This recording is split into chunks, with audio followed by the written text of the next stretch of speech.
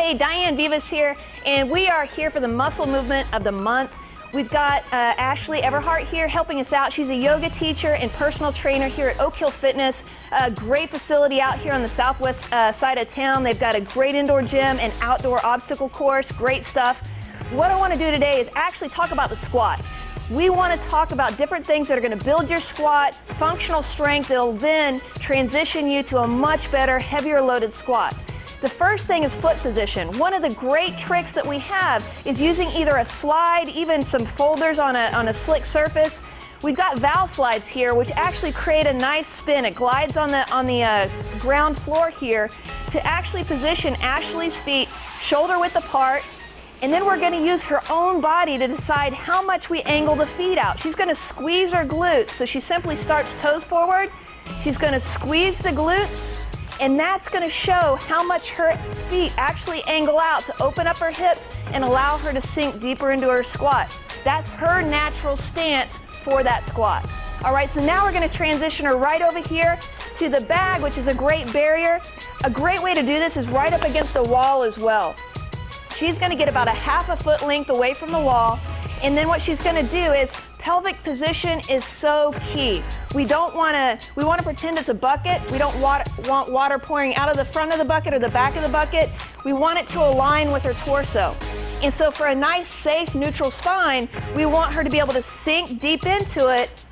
Nice angle of the torso, great lumbo-pelvic position, and the wall actually guides her so that she doesn't hit the wall and she knows how to keep an upright torso while she's sinking deep into her hips. This is a great for warm-up as well as a great body weight squat. All right, so now what we're going to do is we're going to transition her right over here, and we're going to use the goblet squat. Great exercise, really loads the anterior chain during the squat, great core involvement.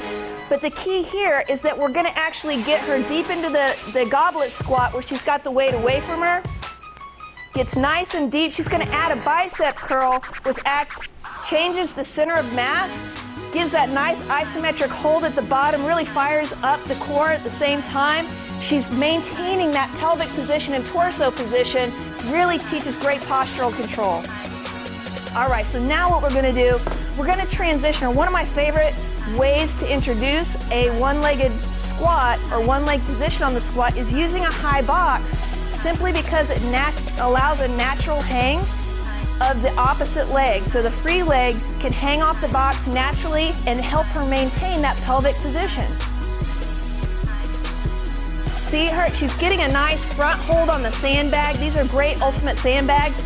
We've got a position here, a zercher or a front load carry, that now helps her counterbalance as she sinks back deep into the hip, and she practices maintaining pelvic position during a one-leg squat as she really develops a nice deeper and deeper squat. This is great for you guys trying to get your pistol squat. All right. All right, so now the last one. Can we maintain the torso position, the pelvic lumbo position?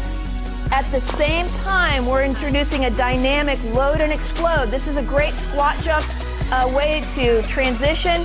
Can she squat jump, get a great position, a little bit more upright on the chest?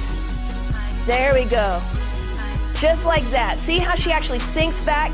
Great start and landing. So if we had a freeze frame on her, her start and her landing would look exactly the same with a great load position, good pelvic position to where she's not posterior, anteriorly over tilting. She did a great job. Thanks, Ashley. See you next month.